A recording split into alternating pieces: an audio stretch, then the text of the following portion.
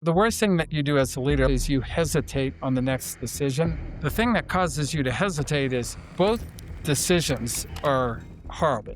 Probably one of my bigger ones on that was we went public with $2 million in trailing 12 months revenue at 18 months old. That's obviously a bad idea. But the truth of it was the alternative was going bankrupt, and that's a worse idea. It's very difficult and painful to be a CEO, to be a founder. In spite of that, so many people want to start companies. The psychological muscle you have to build to be a great leader is to be able to look in the abyss and go, okay, that way's slightly better. We're going to go that way. If everybody agrees with the decision, then you didn't add any value because they would have done that without you. So the only value you ever add is when you make a decision that most people don't like. You are famous for writing one of the most popular pieces of literature for product managers. What I was trying to get at in Good Product Manager, Bad Product Manager was the job is fundamentally a leadership job, and it's a tricky leadership job because nobody is actually reporting to you. There's always this kind of sense that the PM is not the mini CEO. How dare you call yourself that? I actually think that's exactly what the PM is. It doesn't matter if you write a good spec or you have a good interview or you do this or do that. What matters is that the product wins. Today, my guest is Ben Horowitz. Ben is the Z in a16z, the world's largest venture capital firm with over $46 billion in committed capital. They're investors in OpenAI, Cursor, Anduril, Databricks, Figma, basically every generational tech company. He's also the author of 2 New York Times bestselling books, The Hard Thing About Hard Things and What You Do Is Who You Are. Ben is endlessly fascinating. He started a rap group when he was younger. He started his career as a product manager and wrote the now famous Good Product Manager, Bad Product Manager piece. In our wide-ranging conversation, we cover a ton of ground, and Ben shares stories and insights that he's never shared anywhere else. A huge thank you to Shaka Senghor, Ali Goetze, and Adam Neumann for suggesting topics for this conversation. If you enjoy this podcast, don't forget to subscribe and follow it in your favorite podcasting app or YouTube. It helps tremendously. And if you become an annual subscriber of my newsletter, you get a year free of 15 incredible products, including a year free of Lovable, Replit, Bolt, N8N, Linear, Superhuman, Descript, Whisperflow, Gamma, Perplexity, Warp, Granola, Magic Patterns, Raycast, ChatPRD, and Mobbin. Check it out at lennysnewsletter.com and click Product Pass. With that, I bring you Ben Horowitz. Today's episode is brought to you by DX, the developer intelligence platform designed by leading researchers. To thrive in the AI era, organizations need to adapt quickly. But many organization leaders struggle to answer pressing questions like, which tools are working? How are they being used? What's actually driving value? DX provides the data and insights that leaders need to navigate this shift. With DX, companies like Dropbox, Booking.com, Adyen, and Intercom get a deep understanding of how AI is providing value to their developers and what impact AI is having on engineering productivity. To learn more, visit DX's website at getdx.com/Lenny. That's getdx.com/Lenny. This episode is brought to you by Basecamp. Basecamp is the famously straightforward project management system from 37 Signals. Most project management systems are either inadequate or frustratingly complex, but Basecamp is refreshingly clear. It's simple to get started, easy to organize, and Basecamp's visual tools help you see exactly what everyone is working on and how all work is progressing. Keep all your files and conversations about projects directly connected to the projects themselves so that you always know where stuff is and you're not constantly switching contexts. Running a business is hard. Managing your projects should be easy. I've been a longtime fan of what 37 Signals has been up to, and I'm really excited to be sharing this with you. Sign up for a free account at basecamp.com/Lenny. Get somewhere with Basecamp. Ben, thank you so much for being here and welcome to the podcast. All right. Thank you, Lenny. Excited to be here. I'm even more excited to have you here. I want to start with a question that a close friend of yours suggested I ask you, Shaka Senghor. So Shaka, he's like, we could do an hour just on how interesting this guy is and the things he's done. 3 hours on Joe Rogan the other day. He's very... Okay. So we're not going to do that. Just to give a glimpse, he was in prison for 19 years. He was in solitary for 7 years. He led a huge prison gang. You wrote about him in your book as a great exemplar of great culture in the prison gang that he ran. So interesting. But something that he learned from you that he told me I need to ask you about is about success. and how to be successful and how it's not what people think. And he said that you learned this lesson from a pilot. What is that story? What is that lesson? Well, it's kind of, I mean, I'd say it's a long life lesson, but the pilot story is, I actually, I ask people like silly questions sometimes when I meet them. And so, I met this gentleman who was a pilot, and, it was right around the time JFK Jr. crashed his airplane and ultimately died. And I asked him, I was like, like what happened? Because there's always, the story in the press, and I know this from them writing about me or anything, is it's always what's the best narrative, not what's true. So you can never kind of actually find out what happened. You just find the best story version of what happened. And the story in the press was all about, oh, he wasn't trained on instruments. Instrumentation was flying that night, and I wanted to know, is that right? And the pilot said, well, he said, really, it's like all plane crashes are a series of bad decisions. And none of the decisions by themselves is that bad, but when you add them up, it's bad. So the first decision was he needed to get wherever he was going, and that was the priority. And in flying, that can't ever be the priority, because there are conditions, there are things that happen. And then the second one was, well, like his timing of when the sun would go down was wrong. So he thought he'd be flying in sunlight, and he wasn't. And then, once he got up there, it was, when the plane was, going down, kind of making it go up was a bad decision because he was upside down. And so it was, and I can't remember all the things, but this guy had 17 steps, 17 bad decisions in a row.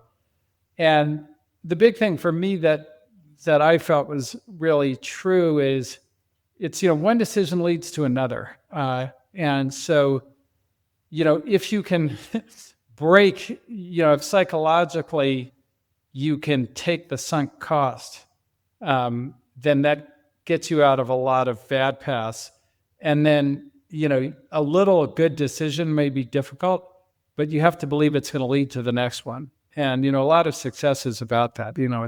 It's a small thing that's hard to do that doesn't seem to have a high impact, but it leads to the next small, hard to do thing, and then eventually you get an outcome. So that was kind of the concept. But So the lesson there is just success is just a bunch of little things. It's not this cool, I got here and a big yeah, thing. And like I'm if somebody were successful. to write a story about me, they would be like, then Ben did this really smart thing and blah, blah, blah, happy ending. But, it really wasn't like that. And I don't think it's like that for you or anybody. I spent a lot of time with Shaka on, how, because it's always your own psychology that, gets you. And one of the kind of most insightful things he said to me is, because he was most people who are in solitary for 7 years, that's it. You're insane. You're never coming back from that. It's just an impossible thing. But if you study his story, he actually kind of really was massively self-improved coming out of solitary, which is, and he wouldn't recommend that for anybody, just to be clear, it wasn't solitary. But what it was, is he changed in solitary, he was able to change a big set of beliefs that he had about himself that kind of got him out of that. And the thing that his conclusion from it, which I thought was really interesting, he's like, look, I was in prison for 19 years. I was in solitary for 7. I come out. I can't rent an apartment. I can't vote. I can't get a gun. I can't do no rights. None of that was anything compared to what I did to myself. And I think that's very true for CEOs in general and people in general, is that all the things that you perceive that are happening to you that are bad, be it the system's against you or somebody undercut you or racism or sexism or this or that or the other, is very small compared to, it means a lot if you believe it.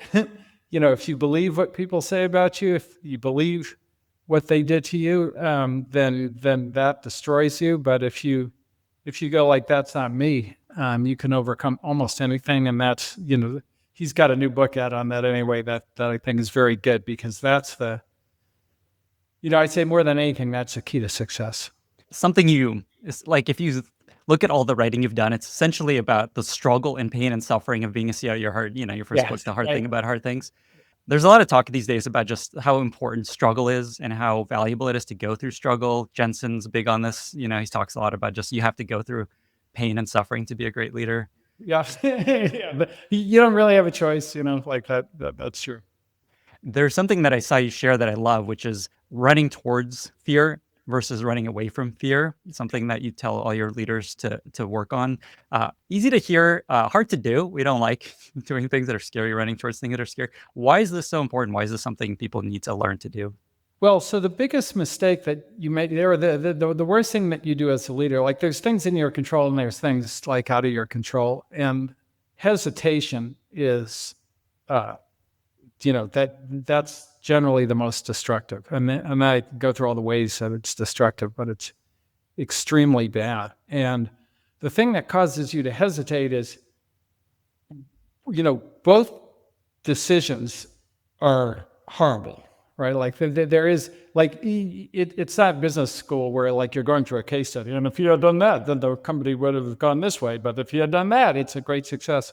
Like that's not actually, what happens to you as CEO. What happens to you as CEO, it's like, okay, if we like this product is, the architecture is not going to actually get us to where we need to go. I kind of know that. But if we re-architect it, like we're going to probably miss all the features, miss the quarter, have trouble raising money, et cetera, et cetera. So like that's really bad. And then not re-architecting it is really bad. And so I'm just going to try and avoid this subject because I don't even want to deal with either of those. And that's the worst thing, because if if action is the better choice, and that's good. And then if you don't make an explicit decision, then the whole company is going to get nervous because they know that the architecture is whack and you got to fix it. And probably one of my bigger ones on that was, we went public with $2 million in trailing 12 months revenue at 18 months old, right? That's obviously a bad idea. I mean, there's no question that wasn't a bad idea. But the truth of it was the alternative, because of where the private markets were, was going bankrupt. And that's a worse idea. And if you look at that time, March of 2001, when we went public, you just look at the number of CEOs that hesitated on that and didn't do it and went bankrupt. It's a lot. And so that's, that getting good at making a decision that everybody's going to go, wow, that was insane, Ben. Like the Wall Street Journal wrote a whole long story about how stupid I was. And then Business Week wrote a story called The IPO from Hell. That was the name of it. Our idea, the IPO from hell, which was accurate in a sense. But so that's really bad, but it wasn't as bad. And this is why it's so scary to make that decision, because that's going to happen. I knew those stories would get written. There was no question. And that's the kind of muscle. So if you think about it, the psychological muscle you have to build to be a great leader is to be able to look in the abyss and go, okay, we're going that way slightly better. We're going to go that way. And it's very hard to do. I would say it's a thing people struggle with. And it becomes something, should I fire the head of sales? So I don't want to have that conversation. And then I'll have to replace him. And then there's going to be a bad PR story. And then, and you can kind of quickly calculate all the bad stuff that's going to happen if you do it. But if you don't do it, that's probably going to be much worse. And, that's why you have to run towards the pain and darkness. What is the advice you share with founders? Because as you said, it's very hard to do this. Just what helps them actually get better at this? Is it just Ben being by their side, telling them this is how it is? Is there anything else you could? No. I would say this is one where, I can't really coach you to be good at this. I can point it out and so that you recognize that you were slow or whatever, but it's kind of I always liken it when I talk to them. It's like football. You could have a really fast, great athlete, but if they don't trust their eyes, if they don't run to the ball when they see it, if they think, oh, maybe that was a fake, then they're that step slower, and then they're not. They'll never be as good. And CEOs are like that. If you don't trust what you see and you don't run at it, then like you're just not going to be good. And it's hard to get CEOs not to hesitate. But like one thing, the thing that does help is, they look at it and I look at it, and and I kind of confirm, no, that is as it appears. And sometimes they're afraid of the conversation. So that one I can help with. So, a CEO might be afraid, like they want to do something, but they don't know how to say it. They don't know how to have the conversation with the employee. So I can walk them through that. I had an instance where the CEO said, hey, I need your help, Ben. My CTO, he's an asshole. And I was like, okay, great. I said, but you're not going to fire him because I know he's a good CTO. Or are you asking me, should you fire him? He said, no, I don't want to fire him. And I was like, so you're asking me what to do because you don't know how to have that conversation with him about being an asshole without him quitting. Like, that's what you're saying. And he goes, yeah, that's the problem. And so I go, well, why is he an asshole? And he says, well, he's an asshole because, the other day he made like a very junior young woman in our finance organization cry. And I was like, oh, that's kind of, yeah, I got you. I said, this is what I would say to him. I'd say, I just sit him down and I would say, look, you're a really good director of engineering because you do a great job of managing the team, get the products out, all that. But you're not really a CTO, because to be a CTO, you have to be effective with other parts of the organization. You can't just be effective only with engineering. And so, and making somebody cry, she's never going to do anything you want. You lost all effectiveness with all of finance by doing that. And so if you want to get good at that, I'll help you. I'll work with you on it. But if you don't, I'm going to have to hire a CTO at some point because obviously I need that. And, and then he's like, oh, okay, I can have that conversation. I can't have the conversation that, hey, you're an asshole, because I don't want him to quit. But I can have the conversation that's more specific. And a lot of kind of getting people not to hesitate is just getting them over that. And so often, and I would say, early in a CEO's career, a lot of it is just not knowing how to have the conversation. There's also, I imagine, an element of, I just want to be liked. I don't want people to hate me. You have this great line that you want to be liked and respected in the long run, not the short run. Yeah, that's tricky because it's so, by the way, I have to deal with this in the firm too. And, people want to be entrepreneur friendly. I'm like, no, it's not friendly, respectful. But you got to be able to tell them the truth in a way that you probably don't tell most of your friends the truth. Because your friend, look, anthropologically, we want people to like us. It's just so that, they don't throw us to the lion or whatever. That's just kind of a thing. So you tell people what they want to hear.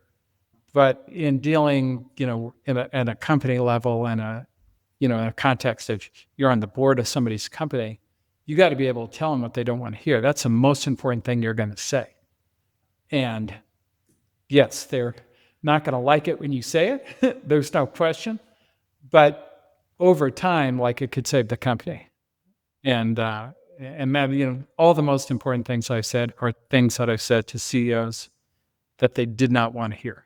And then that's what leadership is about. It's making, if everybody agrees with the decision, then you didn't add any value because they would have done that without you. So the only value you ever add is when you make a decision that most people don't like. And that's where leadership comes in because that's where it's got to get to. And that's the thing that takes practice. I think, when Jensen talks about you got to get to near death to get yourself to do that, that's true. It's hard to build that if everything's going great. And I would say the CEOs who kind of had an easy run of it for their, let's say they just launch a product that's an instant hit. It's very hard for them to develop that muscle compared to the ones that built a company like Jensen, where he gutted it out for multiple decades before they had big success. Clearly, it's very difficult and painful to be a CEO, to be a founder. In spite of that, so many people want to start companies. So many people dream of having their own company. What do you who is not right to start a company? Like, what advice do you share with folks that are thinking about starting a company that may not understand just what they're about to get into? Yeah, so it's funny. So there's a couple of things. John Reed, who is the CEO of Citigroup when I started as CEO, said to me something I never forget. He said, "Ben, the only reason to start a company is because you have an irrational desire to do so, because it's not worth the money."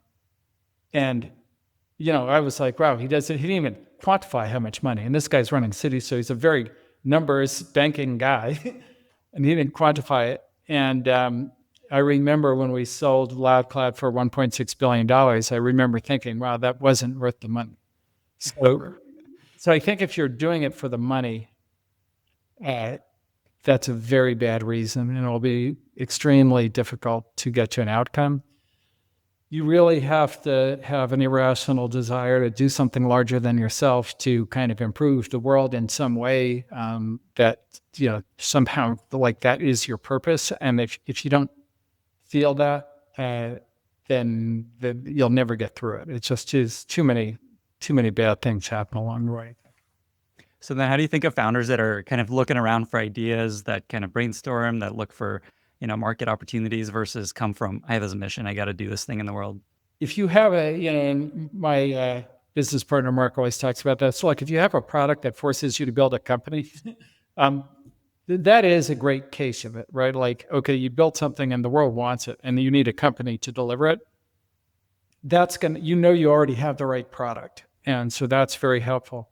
I think there are cases of people, I think Hewlett-Packard was kind of built that way, that they're like, okay, like we got to build technology, it's that abstract. We got to build some technology for the world, And then they started with, well, like, what do you need?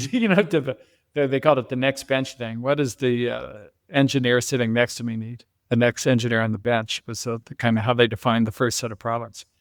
So it can work the other way, but like I think the thing that is in common is, like, it's just a very abstract idea that like you have to build something that's going to be important, that like is going to, people are going to like working there. People are going to benefit from the products. Like you have to have some like weird concept other than, oh, this is going to be successful and I'm going to make a lot of money. I think you're way better off taking Suck Software at Meta and just doing that. Like that's a way better deal. Along these lines, something else Shaka suggested to ask you about. Apparently, there's a story where the CEO of Databricks asked you for $200,000 in the early days, and you said no. And it's not because you didn't want to, invest, and it's more about helping him think bigger. What happened there? So there were six of them. There were 6 PhD students, and and Jan Stoika, who is their professor. And Jan was a super genius, but they when I met with them, they were like, we need to raise $200,000, and I knew at the time that what they had was this thing called Spark, and they had the competitor was something called Hadoop, and Hadoop had very well funded companies already running towards it, and Spark was open source.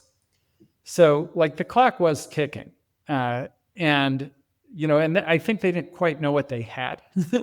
And then there's also a thing always, although I wouldn't say Jan has this mentality, but professors in general, like it's a pretty big win if you start a company and you make $50 million, like you're a hero on campus. Like that's a pretty cool thing to have done. And so I'm always a little nervous about kind of a company that comes out of academia thinking too small anyway.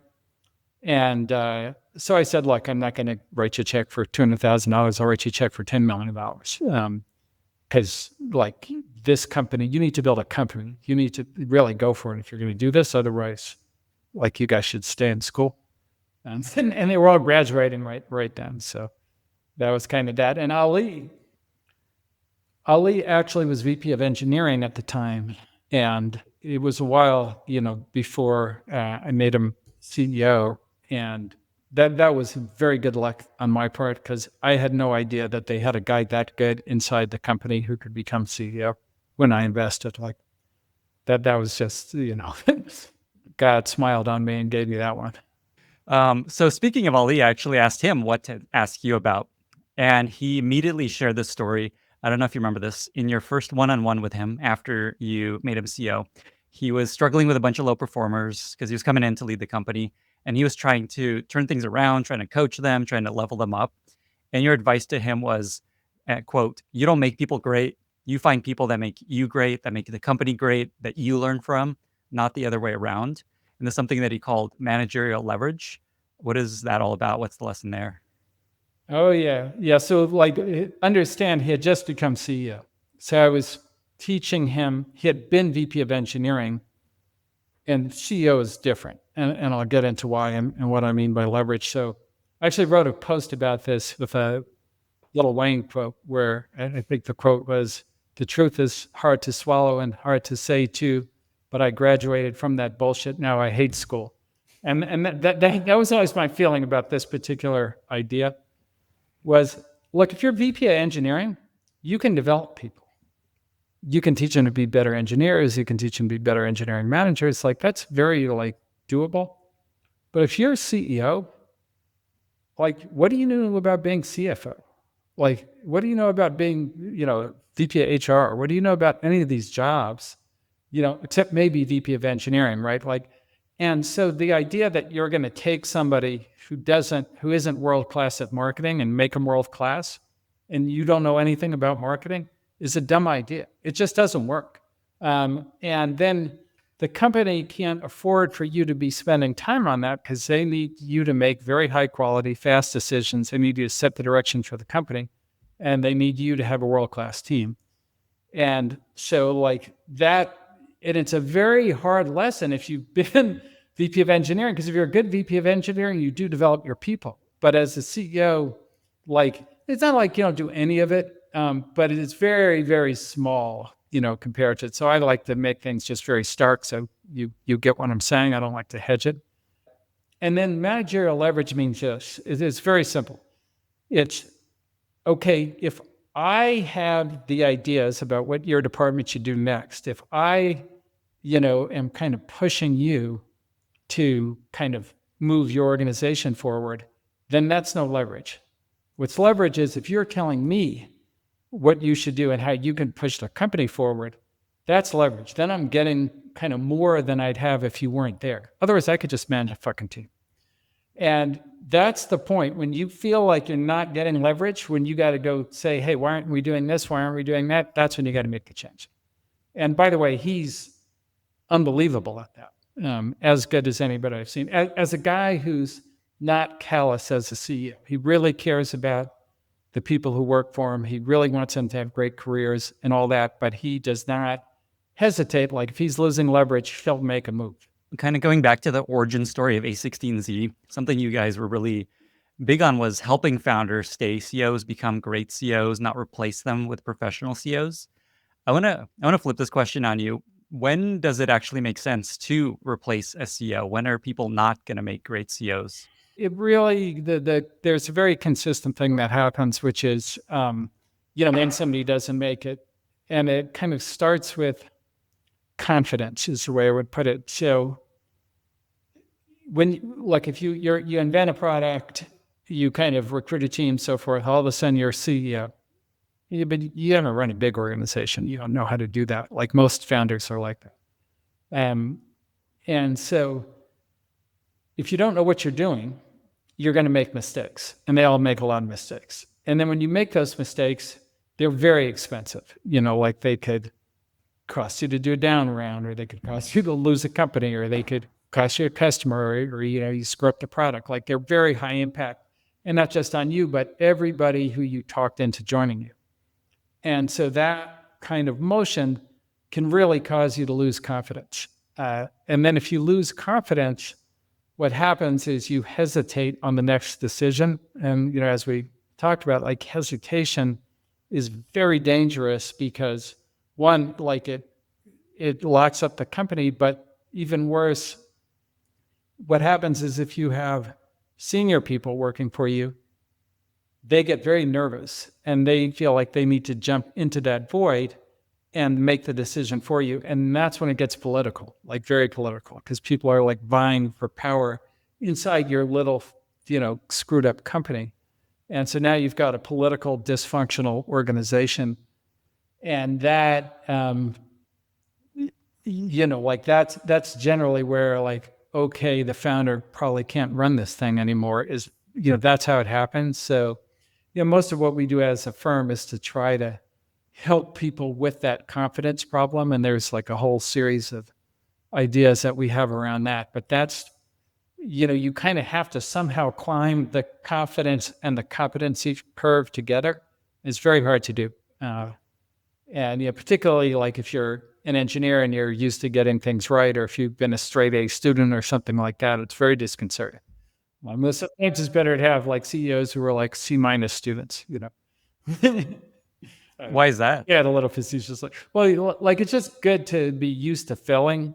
So I think I wrote this, but like the median on the CEO kind of test is like 18. It's not like 90. And so you got to be comfortable getting a lot of D minuses, because the D minus is fine. As long as you don't get the F, as long as you don't run out of cash, as long as you don't lose the whole thing, okay, like you got through it, keep going, and that's a lot of the thing that we try to do, CEOs. Yeah, it comes back to your core, message through your first book is just how much you will fail and how much you will struggle and how much pain you'll go through as CEO. Yeah. And, a lot of why I wrote that book was just to normalize that.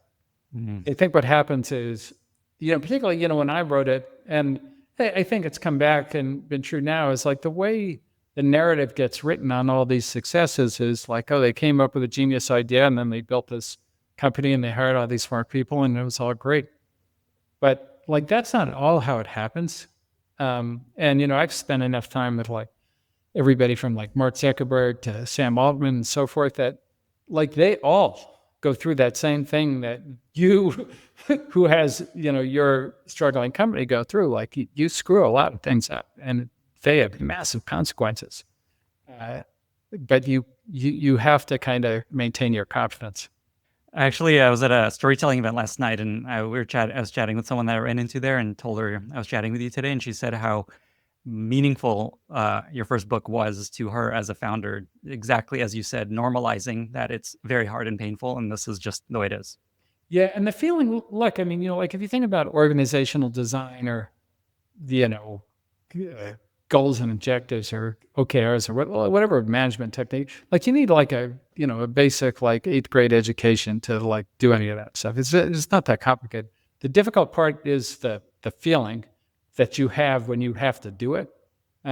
Is very like the hard thing about a reorg is you're redistributing power. So you're going to have people really freaking mad at you because somebody's losing power if you do it correctly. And that person may be like a really good employee.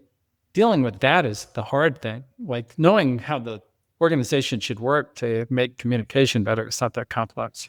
Yeah, I was at Airbnb for a long time and just thinking of Brian, who I don't even know if he had a job before Airbnb. Oh, yeah, no, I spent a lot of time with Brian, and he, after COVID, it all kind of clicked for him. And then he did that good talk on founder mode and so forth. But the reason that was so articulate is because he had screwed every one of those things up. He hired LT and, all this stuff. And, these are very senior people. And, he wanted to defer to them, but you can't defer as the CEO, because what Airbnb should be doing. He may know what fucking finance should do, but what Airbnb should do and this kind of thing. And then it gets really wild when you can't defer decisions as a CEO. You got to understand what people are saying and go, now we're going to do this. And this again comes back to the point of you have to go through the struggle and pain and failure to learn those lessons. Yeah, no, they're really hard to learn without kind of doing and without paying the consequence. And I make mistakes. I was having a conversation with Ali the other day, and I was like, he's like, how's it going, Ben? And I was like, well, I'm finally dealing with something that I had put off for, a very long time. And he said, why'd you put it off? I said, because things were going too good. I didn't have to deal with it. And he's like, yeah. He said, I know that. Like, I'd say Ali is, one of the, if not the kind of best private company CEO out there. And he's making a mistake and I'm making a mistake. So like, it's just tough. You said that one of the, maybe the main reason founders fail as CEOs is they lose confidence. And you had some ideas that you guys have to help founders work through that. Are there a couple you can share how you help? Yeah. So we do a lot of things on that. So the kind of design of the firm is about confidence. So the first thing is, well, what would give you confidence? Well, like if you can get stuff done. So what if I could give you a network that's as good as Bob Iger's network day one, like the day you step into the job. And so, we have 600 people at the firm. And why is that? Well, most of them are building that network for you so you can call any CEO or anybody in Washington or, kind of any executive or that kind of thing, and get them on the phone and they'll talk to you and you can kind of deal with that thing. And then that just makes you feel like a CEO. And then, we have a lot of people in the firm like myself who you can talk to on like a CEO to CEO basis as opposed to an investor to CEO, and just kind of feel that. Early in the firm's days, we used to do this thing. I think I'm going to bring back in some form this thing called the CEO barbecue. And it was like, a lot of people have these events where like, they bring in speakers and this and that and the other. And I always felt like those were they were too many days. And then sometimes, what they said wasn't really applicable and that kind of thing. And so I said, well, why don't we just have a barbecue? And like I would barbecue. We get everybody in my backyard. It was 500 people at the peak, which is why I had to kind of stop it because I couldn't cook that much food right after that. And then, we'd have Larry Page and Mark Zuckerberg and Kanye West. And so you're a CEO in there, and you're like, wow, like I must be important. I'm here with all these guys and we're just hanging out, having a drink, eating barbecue. And so then when I go back to my company, I feel like I am somebody and like, okay, I might not be like perfect at all this, but I am really a CEO. I was at the CEO barbecue for crying out loud and that kind of thing. And so, but it's all, the whole idea was always like, okay, do you feel like you can do it? Because that's half the battle. And look, having been in, and every CEO has been in a position where they feel like, well, maybe I shouldn't be the one running this thing. Maybe it's just too big for me. And that's a bad, you don't want to go there. And because as we've said, founders can get to the next product. And that's something that, almost no professional CEO is able to do. Like there have been rare cases, but very rare. So clearly you've worked with a lot of companies, a lot of founders. Let me kind of zoom out a little bit and ask you this question. What's the most counterintuitive lesson you've learned about building companies that goes against common startup wisdom? Well, the common startup wisdom keeps changing. Like one of the early ones that, was wrong, and kind of Brian articulated it. And then now I think a little bit of what people have gone to is also wrong. So the first idea that was wrong was like, okay, build a team of like senior executives, as soon as you get product market fit as fast as possible and they can scale the thing. And I think that you got to build that team slowly and deliberately, kind of paced to your ability to integrate and then manage them.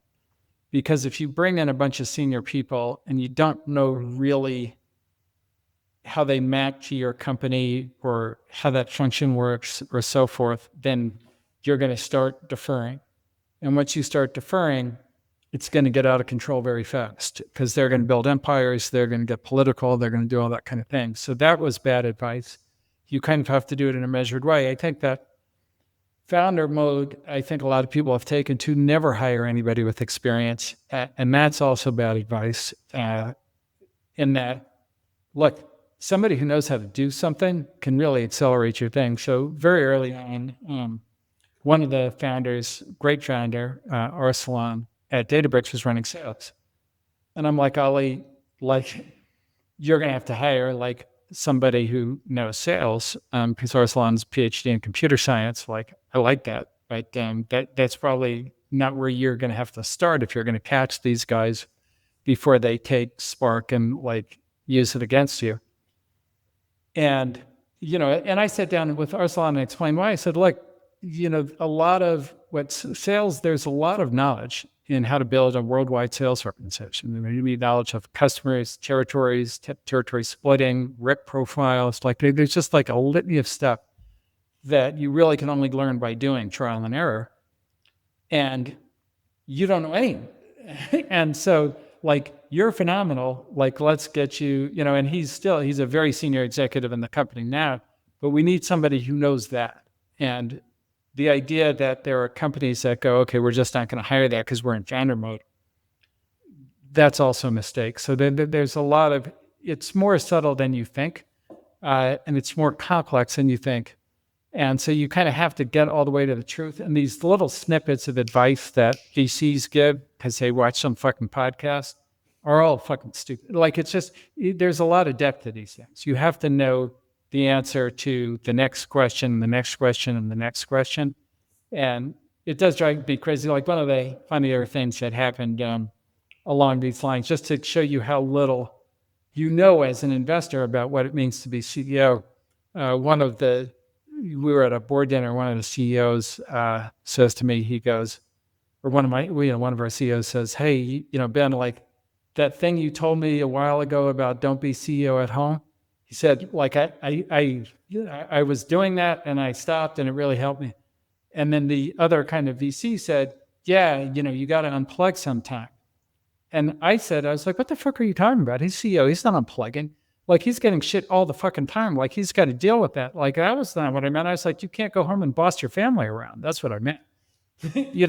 So it's, you hear something from like somebody who, but if you haven't done it, you don't even know what that means.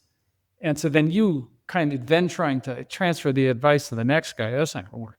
So anyway, but it's, like he was very innocent. I just don't want to kind of speak bad of him, but like that's how it sounds, right? But that's not what it is. That's an amazing story. Yeah. So the advice partly here is just don't believe everything you see on Twitter and little sound bites of advice.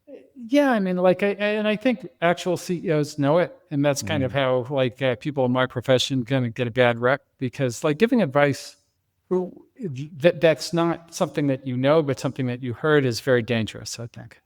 So speaking of advice that you've shared that might be out of date now, you are famous for writing one of the most popular pieces of literature for product managers. There's a lot of PMs that listen to this podcast called Good Product Manager, Bad Product Manager. And if you actually go to that post today, at the top, you say, this document was written 15 years ago and it's probably not relevant today for PMs. I present this merely as an example of a useful training document. Still, people link to it. I actually just link to it as just like, this is something every PM needs to read. What is it that you think people should maybe not take away from it? And what do you think people still should take away from that piece? Yeah, so the reason I wrote it when I wrote it was that I had a lot of product managers. And one thing about product management is it's a job that's completely different at every company, and there is no training for it. So like everybody kind of figures it out as they go. And depending on like what's being emphasized, like they'll get wrapped around the axle on, like if it's an enterprise company, okay, well, like, pitching to customers, or like, I need to be like really good with the press, or I need to be really good at writing, the product requirements document, or that kind of thing. And none of those are all like these tasks, but none of those were the job. And what I was trying to get out in Good Product Manager, Bad Product Manager was the job is fundamentally a leadership job. And it's a tricky leadership job because nobody is actually reporting to you. So it's like this influence. How do I get people to do what I want? Even though I'm not paying them, I can't fire them, I can't promote them, and so forth. And which is kind of the essence of like real leadership, because if you start to rely on promotion and firing and so forth for authority, then you're never going to be good at being CEO or anything. So I wanted them to get into the mindset of, okay, your actual job is to get a product into market that customers love, that's better than anything that anybody else in the world puts in market. Like, that's your job. And so to accomplish that job, you need engineering to understand you with clarity. You need to understand engineering with clarity. You need to have a really good view of the market and the competitors and the technology and so forth. And you need to kind of put that all together and deliver the thing. And all the other things are tasks that you may or may not need to do. I don't know if you need to do them, but like, the thing is, you have to be the leader. You've got to get the thing done. And so what I think it's still good on is that, like, the mindset, like, be the leader. I think the details of it, of any kind of thing that was kind of task specific was like really for my group at Netscape in like 1996 or whenever the hell I wrote it. So it's, as a kind of document I wrote out of frustration. But I am glad that the people still like it. And I think leadership in general is undervalued, underestimated. It's the most powerful thing. And most of the great companies, Jensen is a great example, like what a phenomenal leader he is, not just of NVIDIA, but of the whole industry. And he doesn't have authority over the industry, but like, he drives it forward. And that's why the good product manager, bad product manager is so important, because that thing, if you learn how to do it, that's the thing. I didn't realize you wrote that initially as just an internal document, and then you made it public. It was kind of before blogging took off. So it's just an internal thing. And I published it later. I was just getting so mad, and by the way, my product management team at the time was like very good, very talented people. They just were not getting that concept. So, like David Wyden's at Coastal Ventures, Raghu Raghuram, who went on to be CEO of VMware. I mean, like, the team was like that team, but they were driving me crazy. And so I was like, I can't yell at people anymore. I have to, like, explain to myself. And so it's a good thing. If you find yourself yelling at people, like, you probably haven't explained what you want. It was the other big takeaway from that. Did you ever think that piece would be so long lasting and so, I don't know, Not popular? no, I didn't even know, like, I thought it was kind of like aggressive when I wrote it. Like, you could tell I was mad because I called it good product manager, bad product manager. It's like bad dog, bad product manager. That was kind of the emotion I had. So, it's kind of shocking. Yeah, some of the things that you write. I would say that's, I'm kind of creative, and you probably know this.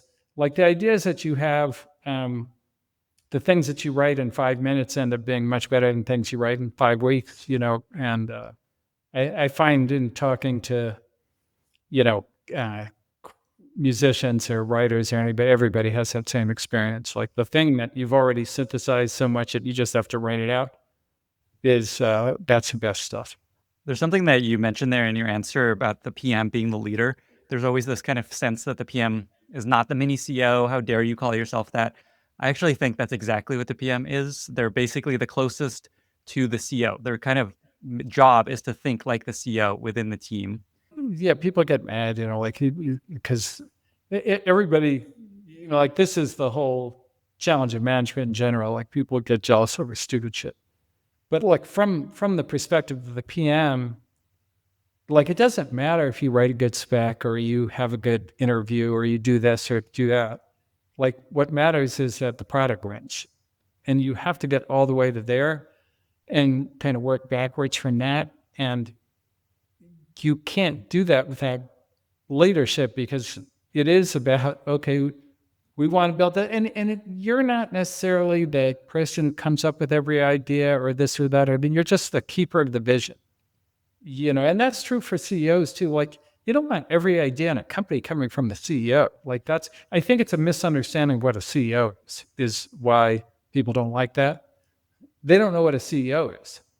But a CEO isn't the one who has every idea, gives every order, does that's not the way it works. The way it works is there's somebody who's got to consolidate get all the good ideas, prioritize them, decide which good ideas we're going to do, and then get everybody on the same page so that they have very high fidelity understanding of what that is. And, so that it is a CEO kind of function. Now, it doesn't mean like I'm better than you. It just means that like that's what I'm doing. This episode is brought to you by Miro. Every day, new headlines are scaring us about all the ways that AI is coming for our jobs, creating a lot of anxiety and fear. But a recent survey from Miro tells a different story. 76% of people believe that AI can benefit their role, but over 50% of people struggle to know when to use it. Enter Miro's Innovation Workspace, an intelligent platform that brings people and AI together in a shared space to get great work done. Miro has been empowering teams to transform bold ideas into the next big thing for over a decade. Today, they're at the forefront of bringing products to market even faster by unleashing the combined power of AI and human potential. Guests of this podcast often share Miro templates. I use it all the time to brainstorm ideas with my team. Teams especially can work with Miro AI to turn unstructured data like sticky notes or screenshots into usable diagrams, product briefs, data tables, and prototypes in minutes. You don't have to be an AI master or to toggle yet another tool. The work you're already doing in Miro's canvas is the prompt. Help your teams get great work done with Miro. Check it out at miro.com/Lenny. That's miro.com/Lenny. Let's talk about AI. I'm very proud of us. It's been almost an hour. We haven't even mentioned AI. Yeah. I think that's a record. Okay, so I asked Adam Neumann, WeWork founder, now Flow founder, someone you work closely with now, what to ask you about. And he said he has some really interesting insights about how AI is impacting hiring. Adam is probably the single most controversial investment that we ever made. Like, we got called everything from stupid to sexist to racist to this and that for like literally just funding that. And I think it's going to end up being one of the best investments we ever made. He's doing a phenomenal job there. But there's an important principle in that, which kind of we do as a firm, which I think is not widely done, but I would love it if people copied it, which is, it's something I learned, somewhat from Shaka, which is you don't judge a person by the worst thing that ever happened to them. Like, we've all had bad things happen to us. We've all made bad decisions. Most of them, they don't make a mini-series about, right? And so, like, to judge them on that, you want to judge people on what they do well, not what they screwed up. And, because that's where you see the talent. And if you look at what Adam did well, it's truly spectacular. Like WeWork, everybody knows what WeWork is. Like, it's the name a more important commercial real estate brand than WeWork. Like, you can't. And so, like, what an accomplishment. And then, and there were so many things that went into that, and so many things he did right. And then if you kind of look at really unravel the things that went wrong, most of it was like a combination of inexperience and nobody around him that were telling the truth. And so, like that, and maybe he wasn't good at listening to the truth either at the time. But to throw away a guy on that, which is, by the way, the world was so mad at us for not throwing him away, for believing in him, is just it's a big mistake. And I credit Mark, because Mark is the one who called him up originally and just said, "Hey, Adam, what are you doing?" Because we watched what you did at WeWork and we thought it was pretty impressive. And so I think that that's probably the biggest secret there. It's not really about AI, but I think that Judge Al Davis once said, coach players on what they can do. And I think that's very true. Judge people on what they can do. Coach people on what they can do. Like, help them take their strengths and use them, as opposed to over-focus on their weaknesses and just, hand-wring about the one fucking thing they don't know how to do. Because, look, everybody's uneven. What you're describing, essentially, this is the job of an investor, is to find an underappreciated asset and invest, or before something people don't see. Yeah, and I mean, I think that it's, venture capital is really about investing in people, right? Like, that you have ideas as an investor, but like what you really are ultimately betting on is the entrepreneur and the entrepreneur's idea, because the initial idea isn't where they end up usually. It changes a lot with everybody we invest in. So, you kind of have to make the judgment on the person, and how you do that is really, really important. And one of the things we emphasize inside the firm is like we're investing in strength, not lack of weakness. Like I want to know like how good, like are they world class? Do they have a world class strength? And can that beat anybody? And like everybody's flawed, and so like let's help them deal with the flaws, and surround them with people who can handle that, and put the right person on the board who can talk to them. Like I go to all Adam's board meetings, even though Mark's on the board, I go to all his board meetings because I'm the one who's good at like killing a guy who's that confident. When he's like, okay, that's not your best idea. Like that's a good role for me. But that's how you deal with that. You don't, throw them away and go, oh, okay, like we don't want to be called names, so we're not going to invest in Adam Neumann after we built WeWork. That's crazy. It's also why you guys invested in Cluey, I imagine. Similar Yes, controversy. yeah. No, that's right. Like, I mean, look, if you look at what those guys did, that was like some like high level marketing genius too.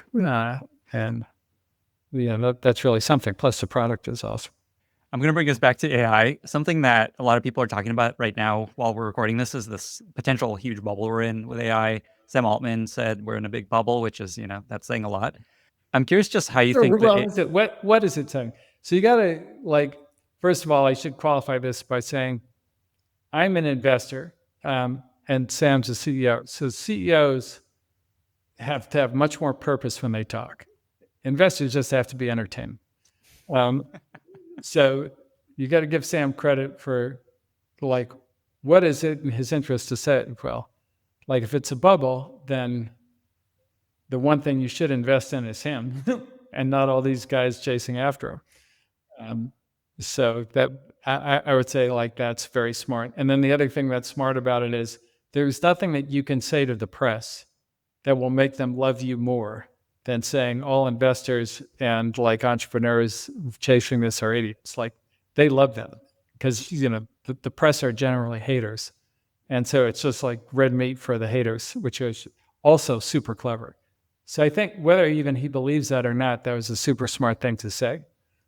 So I'll just put it there. Whereas what I'm going to say won't be as smart, but it will, I don't really have an axe to grind here. I mean, I could have an axe to grind and say, okay, like let's get all the other investors out. I'll say it's a massive bubble.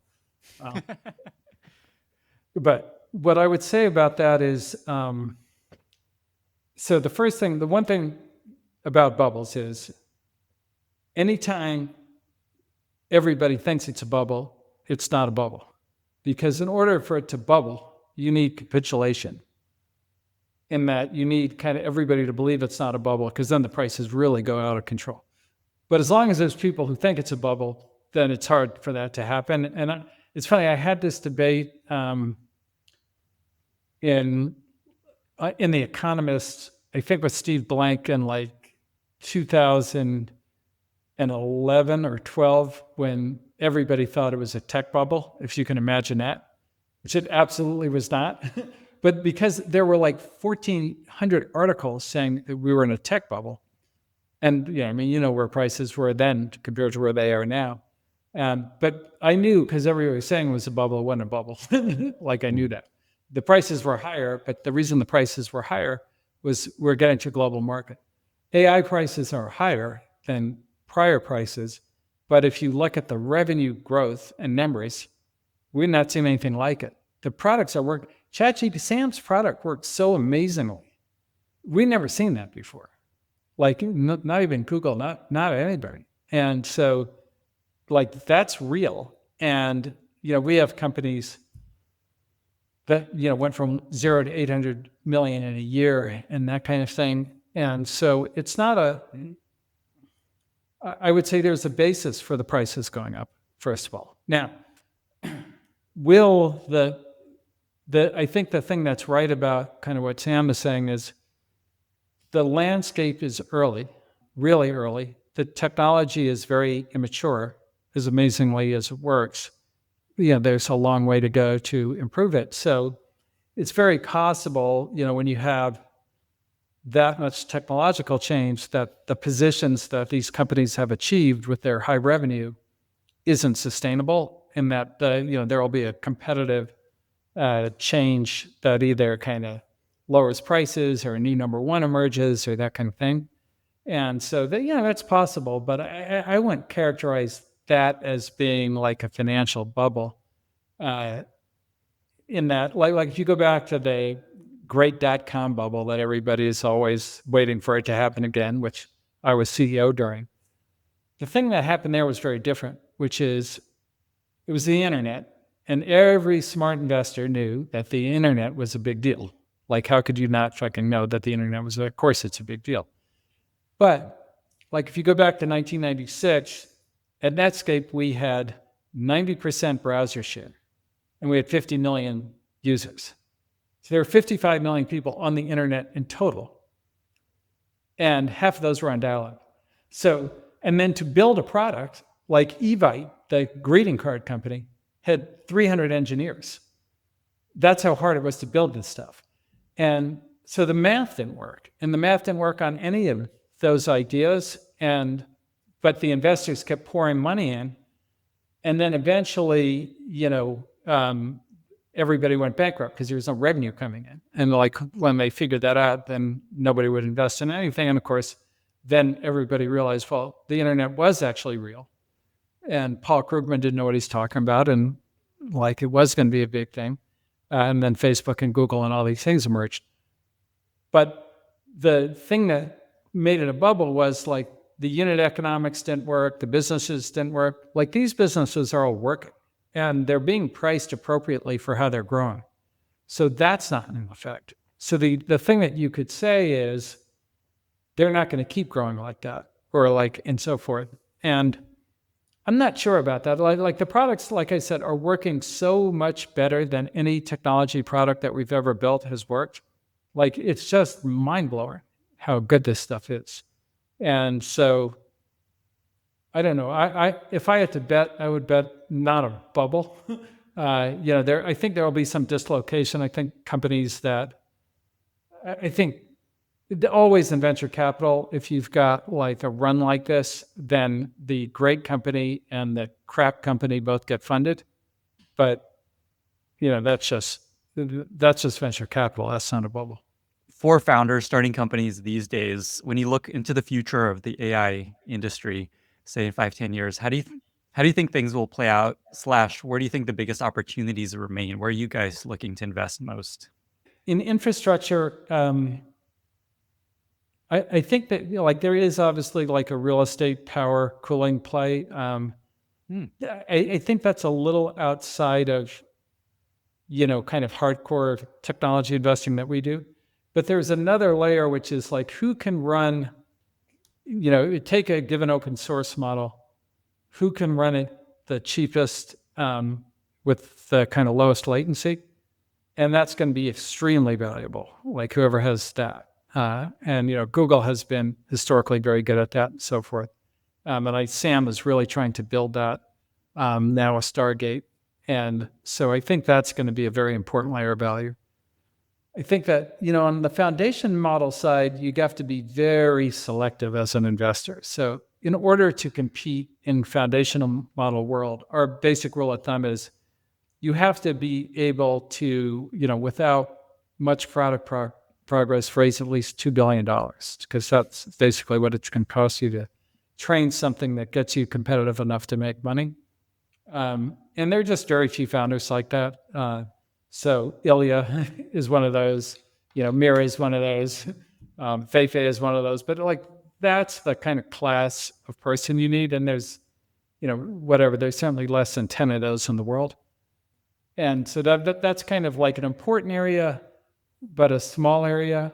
And then I think the application layer is going to be very, very interesting. And I think that, if you look at Sam, like he's making most of his money off ChatGPT, almost all his money off ChatGPT now. And ChatGPT is like, it looks like it's got a real, like it or not, it's got a real moat. It's very hard to knock it off its perch. There's a lot, everybody's taking a shot at it. People with great distribution like Google and, Elon and Zuckerberg and everybody. And like that thing just keeps going like it is. So I think the applications are both more complex and kind of stickier than people thought they were originally. Like, so the thing that people got very wrong is this whole thin wrapper around GPT.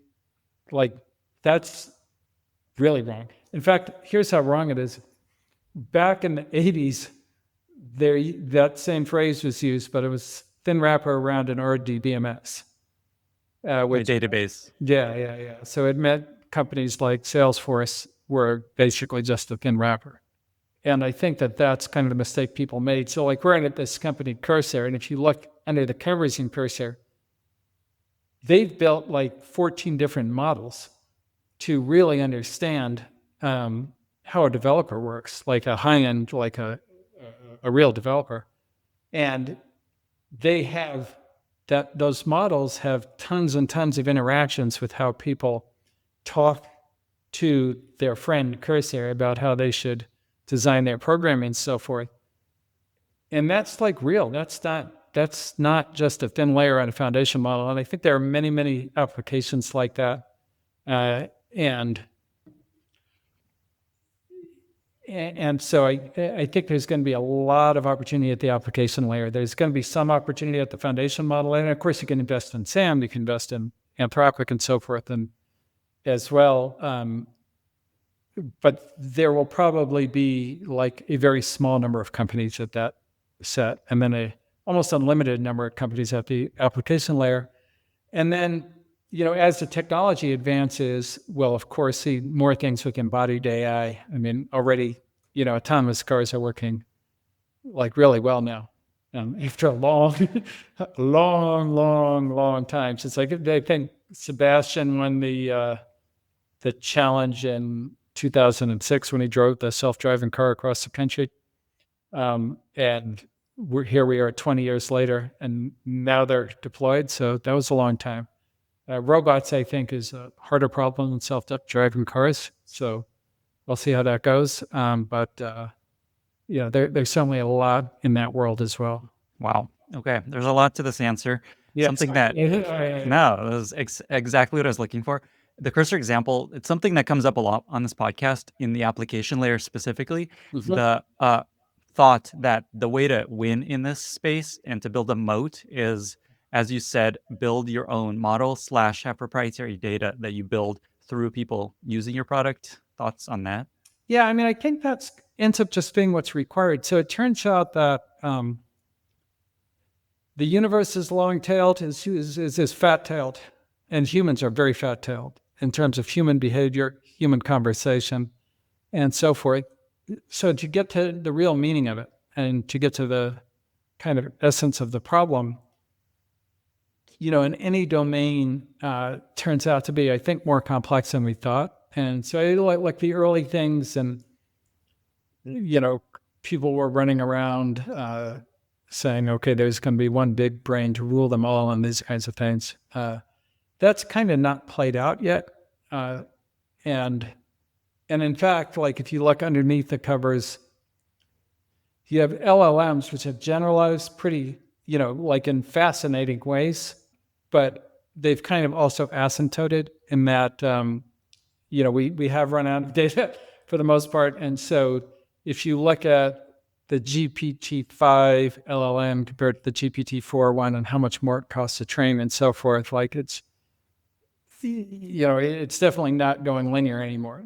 On the other hand, the reinforcement learning side has been linear, but it doesn't generalize. So if you build a great programming model, it may be an idiot at math.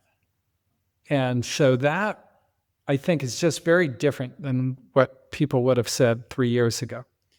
And I think that's kind of, that there's not something that's both scaling and generalizing yet. And, maybe we'll get there. But that certainly opens the door to something that's more user-friendly, that's more effective in any number of domains than just the basic foundation model infrastructure. Now, those models are incredibly important, and I think OpenAI is probably 80% of the revenue in AI or something like that now. Like, it's just massive. Wow. So that foundation model is really, really important. And then like the basic consumer app is really, really important. That just answers whatever the hell you want to know. Like those things are like very, very real.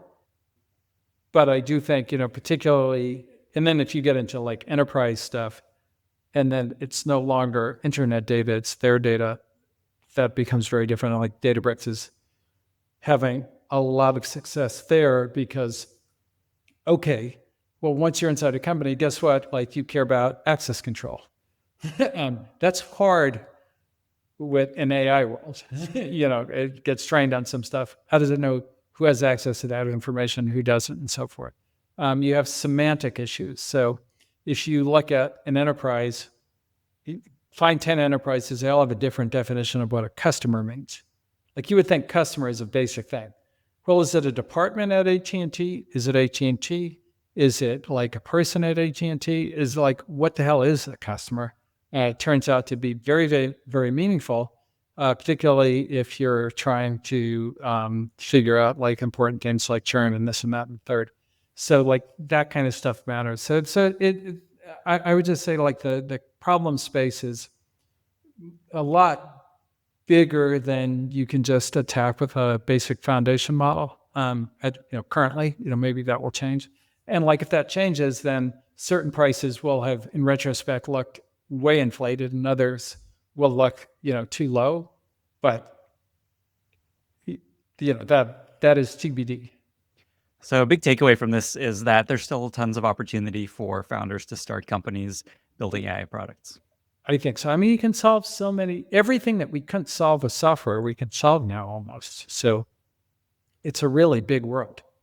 And it's funny, because we're investors in Waymo. And one of the things when you get into like what took so long to make Waymos so safe like they are now, it wasn't the things that everybody reported on the podcast. It wasn't sleet and, heavy rain. And it was people.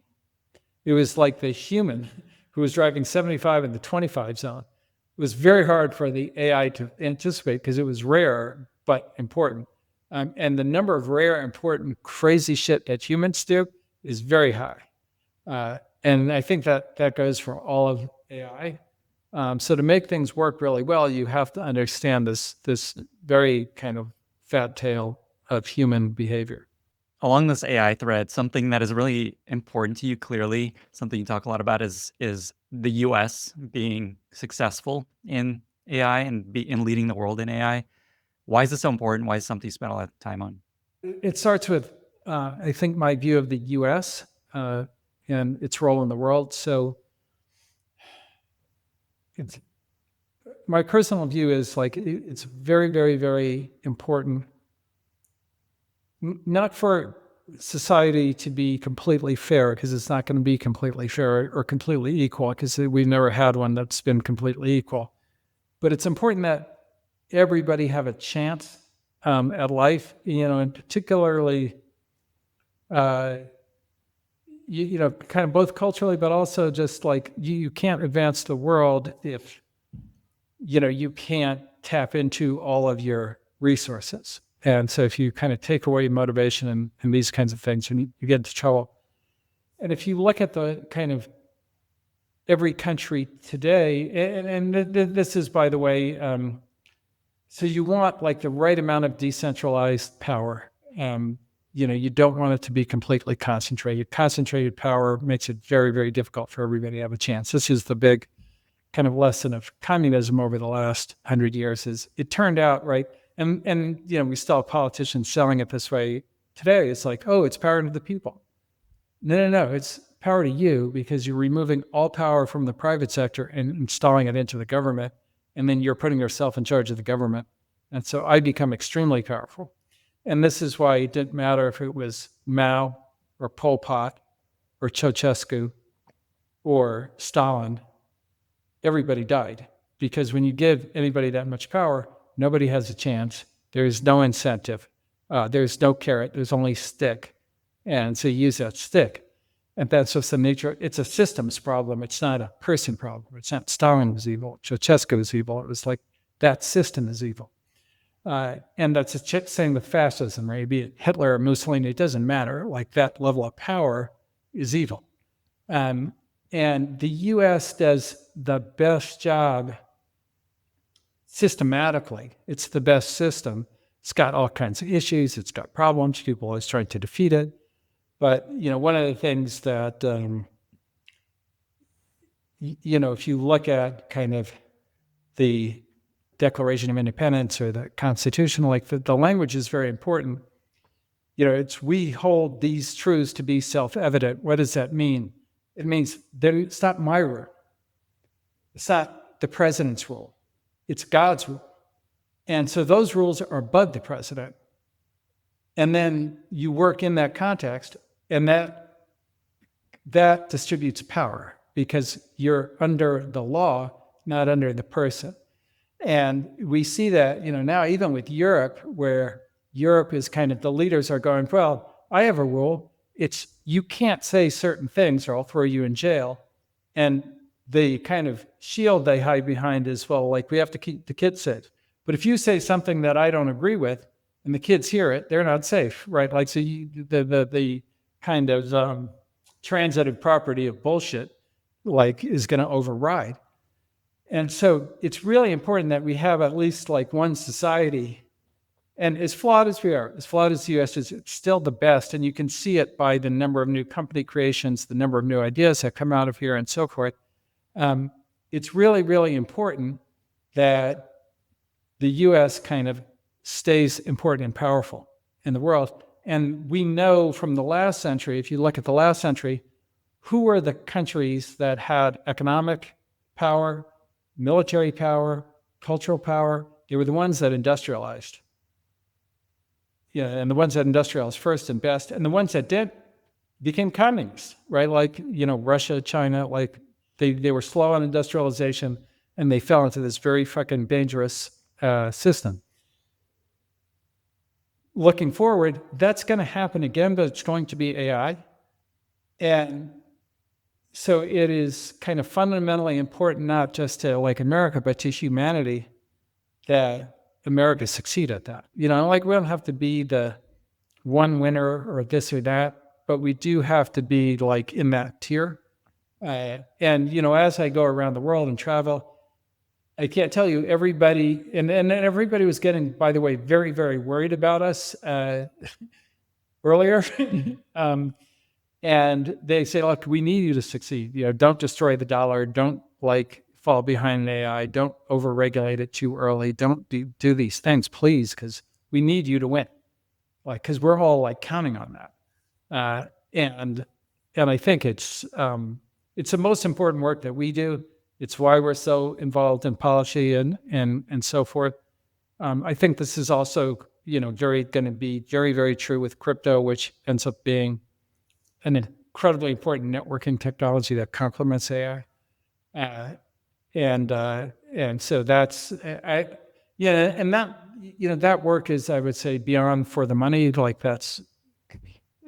Although we will end up making a lot of money with the right policies. So I don't want to seem totally philanthropic on this, but it's more important than that. It's certainly more important than us succeeding or anything like that, that the countries succeed. Speaking of philanthropic and other passions of yours, something that I don't think most people know about you, and I think will give them another insight into how interesting you are. You run an organization called Paid in Full, which is incredibly cool. Talk about what that's about, why this is so important to you. We kind of, our ethos as a firm is what I'd say is something from nothing. That this is the greatness of entrepreneurship. You start with nothing and then you make something really important. And, that is also how hip hop started, where you had a bunch of kids who didn't even have instruments. And they kind of created something out of nothing. And the people in that world always talk about that. And, one of the really unfortunate things that happens is the people kind of who invent the art form, and certainly in the case of hip hop, don't get anywhere near the kind of proportional benefit of their invention.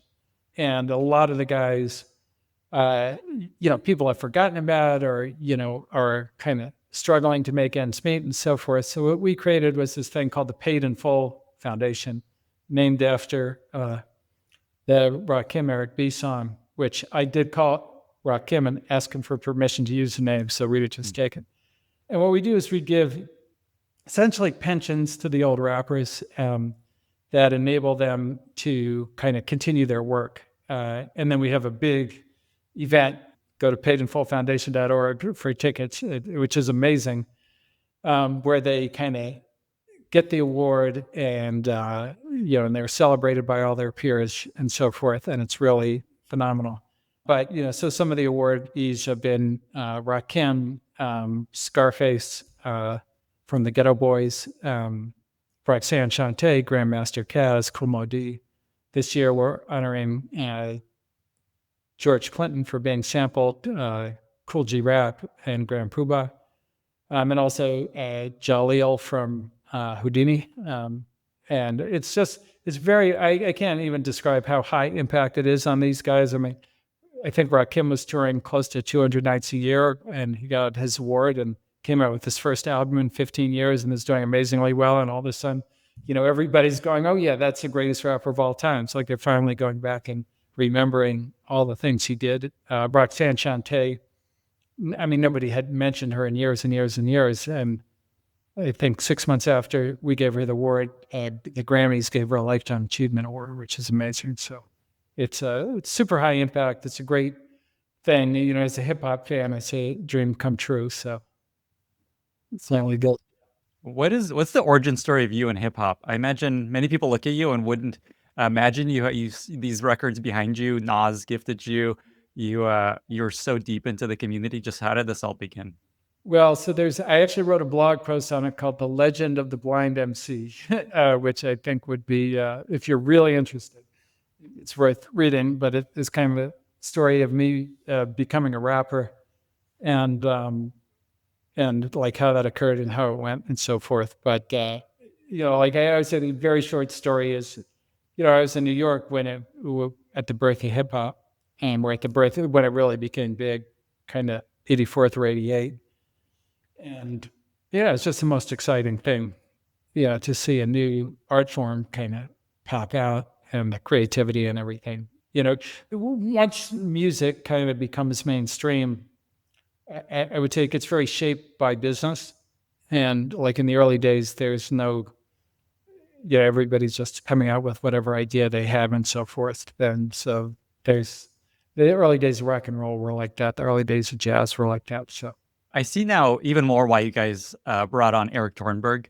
Beyond his many talents, he's also really big into rap himself. Yeah. I need to, that's a good reminder. I need to make sure he gets to Paid in Full. Ben, this was incredible. Yeah. Is there anything else that you want to leave listeners with or share before we get to our very exciting, quick lightning round? Yeah, I mean, I would just say like if you're a CEO listening to this, then know that like how you feel about yourself is going to end up meaning as much as anything. And so like take your time on that. Don't like self-evaluation is one of my favorite quotes is that one of my old managers told me, it's like from this day on, no credit will be given for predicting rain, only credit for building an ark. And I think that's more true for CEOs than anybody. You have to build the ark. Like, it doesn't matter, like, if you predict you're going to fail, you still fail. It gets you nothing. So what you have to do is figure your way out of it and spend all your time on that. Well, with that, we've reached our very exciting lightning round. I've got 5 questions for you. Are you ready? Yes, sir. First question, what are 2 or 3 books that you find yourself recommending most to other people, not including your own books? Yeah, so 2 that I learned a lot from her. One is The Weirdest People in the World, which it's a kind of big history book, but through an anthropological kind of cultural lens. And it's really fascinating. It explains an awful lot about like how society works and how little changes in the rules completely change the culture. One of the things that he basically endeavors to explain, okay, why did the West get ahead of the rest of the world? And it kind of comes down to like a weird anomaly with the Catholic Church where they've kind of enforced monogamous marriage. And it turns out that the natural state of humans is polygamy. But the problem with polygamy is there's no cooperation among men, which is a problem. And as a result, and then everything is secret. So there's no sharing of knowledge because it's all kept in the family in what he calls kin-based culture. It leads to something called kin-based culture. And like even recipes won't be shared if you're in a kin-based culture because it's a secret. So you can't build science, you can't build cities, you can't build big companies. So because the West kind of enforced broad monogamous marriage early, it was able to kind of evolve into all these things. And he kind of shows why and how. And he does these psychological tests today with people from kind of monogamous marriage culture, kind of like Western culture, and kin-based culture. And the psychology is completely different. And he gives examples like, if a person murders another person, is that still murder if that person who did the murder is your brother? And in Western society, yeah, that's a murder. In kin-based culture, it's not a murder. It's just not. And so, like, that's really different. And so, like, morality is different. Like, everything kind of comes off of that. So it's just a fascinating book. So that's one.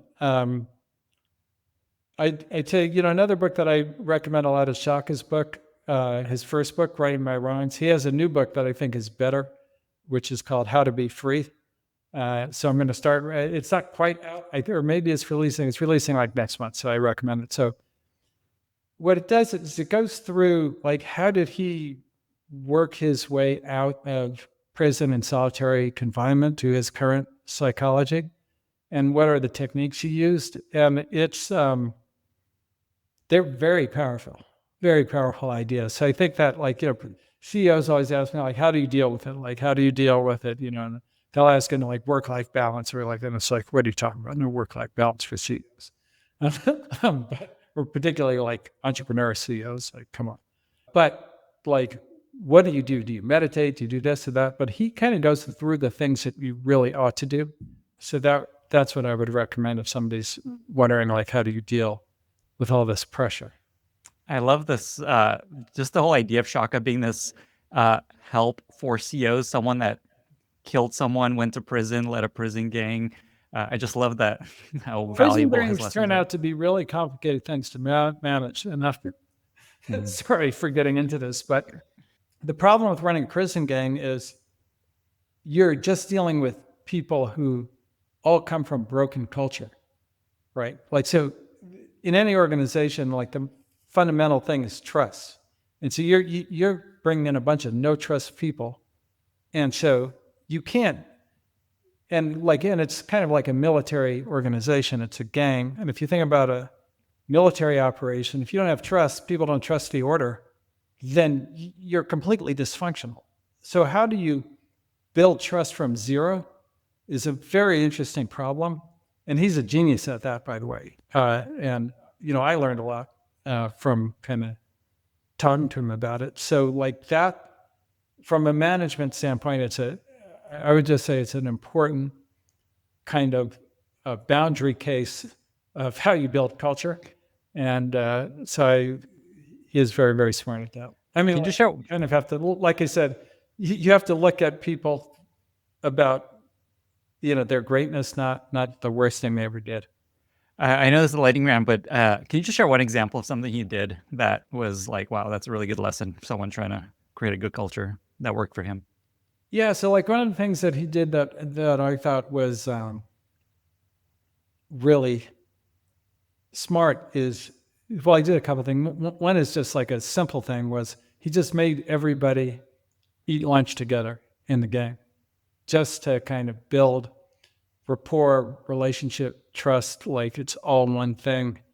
We're all together on that. And I think, like particularly in like remote world and so forth, people really underestimate how powerful like just that idea can be.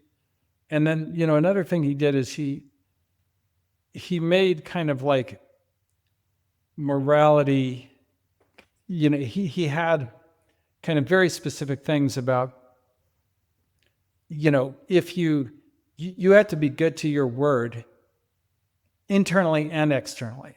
And so normally a gang, you want like, like I said, it's kind of a kin-based culture thing, but it made it much more powerful when he said, look, like you can't do devious like shit outside the gang either. And he had a bunch of examples of that I went through in the book, but it's a very, like I said, because you're building it from zero, you really have to take a hard line on things that I think people in companies don't even take a hard line on. Like, is it okay to lie internally? Probably not. Is it okay to lie to a customer? Well, in some organizations it is. But like in Shaka's organization, like that's as big a penalty as lying internally. And these things I think end up being really important. We're going to link to this book. This is What You Do Is Who You Are. This is your second book that fewer people know about. Yeah. And this is one of the stories you tell and just what the lessons are. Yeah, it's kind of the more advanced book. I think people don't, you kind of have to survive to want to care about dealing with the cultural issues. And so the survival book has a bigger audience. Amazing. Okay, we're going to keep going with lightning round. Is there a favorite recent movie or TV show you have really enjoyed? Yeah, so on TV, I really like Slow Horses, which is like a show about the MI6 kind of cast-off guys. And then I haven't seen a lot of movies lately, but I watched Sinners. I went to the theater for Sinners, and just the cinematography is unbelievable, and the story is really original, and the acting is incredible, and the costumes are amazing. So it's just like a great kind of comprehensive piece of work. Like people have the craftsmanship on that thing is just a lot beyond what most people making movies are doing these days. So I really enjoyed that. Yeah, I hate scary movies, but I watched it and loved it. Yeah, it wasn't that scary. It wasn't that scary, but still, zombies popping out of corners. Yeah. Not my jam usually. Yeah. Is there a product you recently discovered that you really love? It could be a gadget, could be clothes, could be something else. I bought a coffee machine called the Technovorm Mocha Master, which is freaking incredible. In fact, a friend of mine saw it. I was like, what is that? And I just bought it for him too, because it's so awesome. This thing makes coffee that it's just like perfect. Like there's no bitterness. It's completely clean. It's amazing. Like the only problem with it is I can't drink coffee that it doesn't make anymore. Which I don't know if that's a good thing or a bad thing. But that might come out someday in the AI future. Yeah. 2 more questions. One, is there a life motto that you often come back to, find really useful in work or in life? The thing that I would say has had the biggest effect on me is something my father said to me years ago, which is life isn't fair. And that seems like really, really simple, but I think that the thing that defeats people more than any other thing that I've seen just in life is the expectation of some fairness. Like it's just not fair. And there are like all kinds of stuff that are going to happen to you that, and happen to everybody, that don't happen to other people, that are completely unfair. But it doesn't matter because that's the way it is. And as soon as you get that idea out of your mind, then you can just deal with it. Like, oh yeah, of course it's not fair, but what should I do now? Which is the real question, not how do I go back and get people to be fair? Because nobody's going to be fair. It's not fair. It's the nature of it. If you think about it for more than 5 seconds, you'll realize that. And I think a lot of, and it's as an individual, like if you want to make the world a better place, whatever, but as an individual, do not expect anything to be fair. It'll only defeat. Final question. This comes from Shaka, actually. He gave me so many great suggestions. I had to save this one for last. Okay, so the question is, if you had to build a business curriculum from 2 hip-hop albums and 1 funk album, what would they be and what? I think probably Follow the Leader by Rakim. I thought that was so... And the reason is kind of what we had kind of gotten into earlier, which is leadership. So when he came out with that song, which was like, maybe the greatest hip hop song ever written, he's telling people to like follow him, follow the leader. And just to have the idea that he was the leader of the entire art form, not just, his band, it is an amazing idea. And then the way he expressed it was incredible. And then he's got other great concepts in there that would give you it's hard to listen to that record and not have confidence. I think from a purely competitive standpoint, Stillmatic from Nas. I mean, that's one with Ether. That's the one with Get Yourself a Gun. That's the one with You to Man. It's kind of like all of the idea of competition is kind of encapsulated in that album. So that would be the other one. And then funk. Oh, for One Nation Under a Groove, for sure. One Nation Under a Groove. Because it's kind of this is how do you initiate people into a concept or an idea, and how do you infuse them? One Nation Under a Groove is all about joining the nation, and it's so musically interesting and kind of getting people to be part of that. That is probably I don't. If you asked me tomorrow, I'd probably have 3 other ones. Incredible. I'm going to go listen to these. Ben, final question. How can listeners be useful to you? If you get something that makes you better, please take it. If you need kind of more advice on it, let me know. But my job is to help everybody build something great. So if you're an entrepreneur, thank you for that. Also check out paidinfullfoundation.org if you want to learn more about that nonprofit. Yeah, definitely. We would love to have you. Amazing. Ben, thank you so much for being here. All right. Awesome. Thank you, Lenny. Bye, everyone. Thank you so much for listening. If you found this valuable, you can subscribe to the show on Apple Podcasts, Spotify, or your favorite podcast app. Also, please consider giving us a rating or leaving a review, as that really helps other listeners find the podcast. You can find all past episodes or learn more about the show at lennyspodcast.com. See you in the next episode.